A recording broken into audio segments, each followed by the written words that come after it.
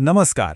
ક્યારે વિચાર્યું છે કે અમુક શબ્દોમાં એવી તે કઈ શક્તિ છુપાયેલી છે જે આપણી ચેતનાને પણ હલાવી શકે? તો ચાલો આજે આપણે મંત્ર અને ધ્વનિ પાછળના વિજ્ઞાનના ઊંડા રહસ્યોને જાણીએ. કોઈ પણ મંત્ર સાધનાના મૂળમાં છે ને એક સનાતન સત્ય છુપાયેલું છે. આપણા પ્રાચીન ઋષિઓ આ જાણતા હતા કે શબ્દ એટલે કે ધ્વનિ એ ખાલી અવાજ નથી પણ ઊર્જાનું એક જીવંત સ્વરૂપ છે. હવે જો મંત્રની સાચી શક્તિને સમજવી હોય ને તો સૌથી પહેલાં આપણે ધ્વનિ પાછળનું જે વિજ્ઞાન છે, મતલબ કે કંપનનો જે સિદ્ધાંત છે એને સમજવો જ પડશે. જુઓ, મંત્ર એટલે ખાલી શબ્દોનો ઢગલો નથી. એની જે અસલી તાકાત છે ને એ એના અર્થમાં નથી પણ એના ઉચ્ચારણથી જે ખાસ પ્રકારના કંપન, જેને આપણે ફ્રીક્વન્સી કહીએ, એમાં છુપાયેલી છે. એટલે કે સીધી વાત છે, જો ઉચ્ચારણ જ બરાબર ન હોય તો મંત્રની શક્તિ પ્રગટ જ ના થાય. એ તો જાણે ખજાનાની પેટી હોય પણ આપણી પાસે ચાવી જ ખોટી હોય એના જેવું છે.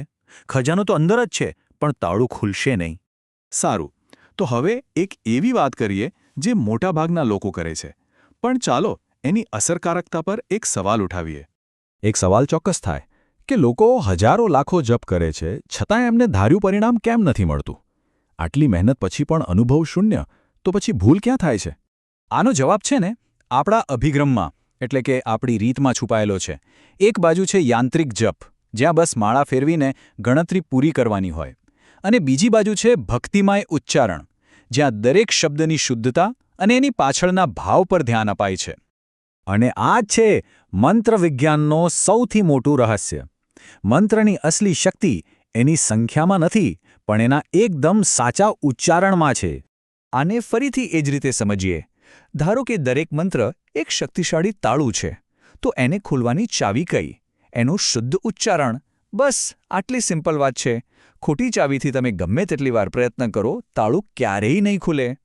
અને આ વાતને પંડિત શ્રી રામ શર્મા આચાર્યજી એકદમ વૈજ્ઞાનિક રીતે સમજાવે છે. એ કહે છે કે સંસ્કૃતના જે ખાસ ઉચ્ચારણ છે ને એ સીધા આપણા મગજ અને નર્વસ સિસ્ટમ પર અસર કરે છે, અને આ જ અસર આપણામાં માનસિક અને ચેતનાનું પરિવર્તન લાવે છે. તો આખી પ્રોસેસ કેવી રીતે કામ કરે છે? જુઓ, સૌથી પહેલાં આવે છે શુદ્ધ ધ્વનિ. એમાંથી પેદા થાય છે એક ખાસ કંપન. આ કંપન આપણા ચેતાતંત્રને, એટલે કે નર્વસ સિસ્ટમને જાગૃત કરે છે, અને છેલ્લે આ જાગૃતિ આપણી ચેતનાનું રૂપાંતર કરી નાખે છે. એકદમ સ્ટેપ બાય સ્ટેપ પ્રક્રિયા છે. તો આ બધી વાતનો સાર શું? આપણે આપણી સાધનામાં અને કેવી રીતે ઉતારી શકીએ? ચાલો સાધનાનો સાચો માર્ગ કયો છે એ સમજીએ.